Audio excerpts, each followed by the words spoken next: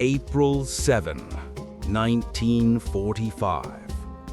The waves of the East China Sea glow orange beneath the storm of American bombs. The giant of the Imperial Japanese Navy, Yamato, the largest battleship ever built, burns and breaks apart. A monument of steel and pride, swallowed by the sea. But what if the Yamato did not sink that day? What if, by a twist of fate, Japan's last hope survived?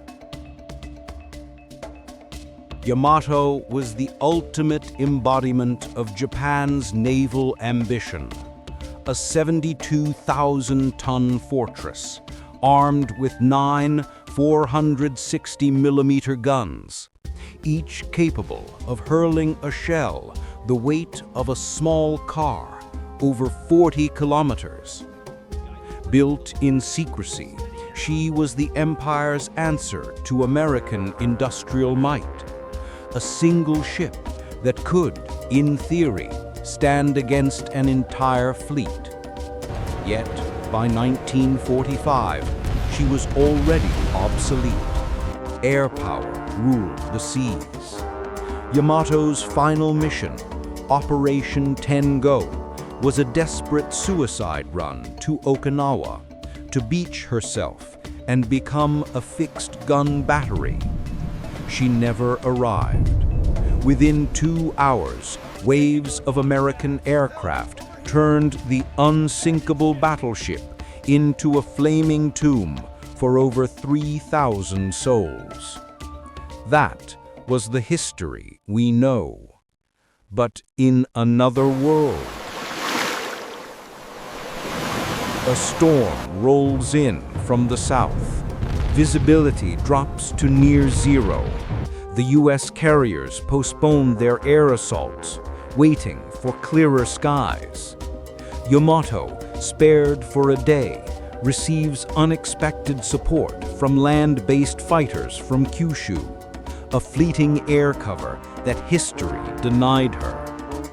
When the American planes finally arrive, her gunners, veterans, desperate, united, manage to fend off the first waves. One by one, the Hellcats fall into the sea. The formation scatters. The second wave never finds her. Yamato survives, scarred, limping, but alive. She turns back toward Japan. When she reaches the port of Kure, battered and smoking, the image of her return floods the empire with defiant hope. Japan broadcasts it. The spirit of Yamato endures. The psychological effect is immediate. For the Allies, Yamato's survival becomes a symbol of unfinished business. For Japan, a living relic of divine protection. Propaganda breathes new life into a dying empire. Morale hardens, resistance intensifies. The war drags on. Tokyo's surrender is delayed by months.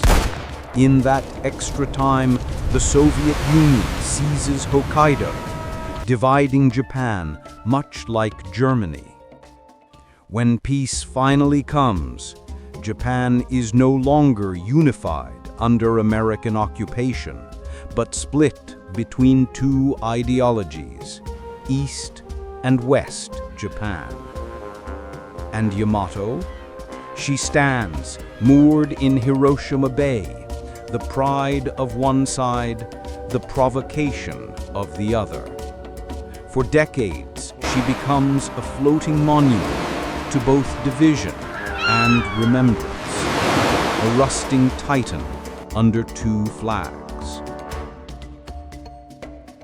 History is a sea of moments, and sometimes the smallest wave can change the tide.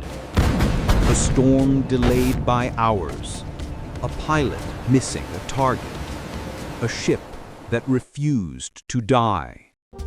Had Yamato survived, the world might have gained not peace through surrender, but peace through stalemate. And perhaps today, Japan would stand as two nations, not one. But Yamato did not survive. She lies beneath the East China Sea, not as a weapon, but as a warning. History remembers her not for victory, but for silence. What do you think? If Yamato had lived, would Japan have lived too? Or would it have drowned more slowly beneath the same waves of fate?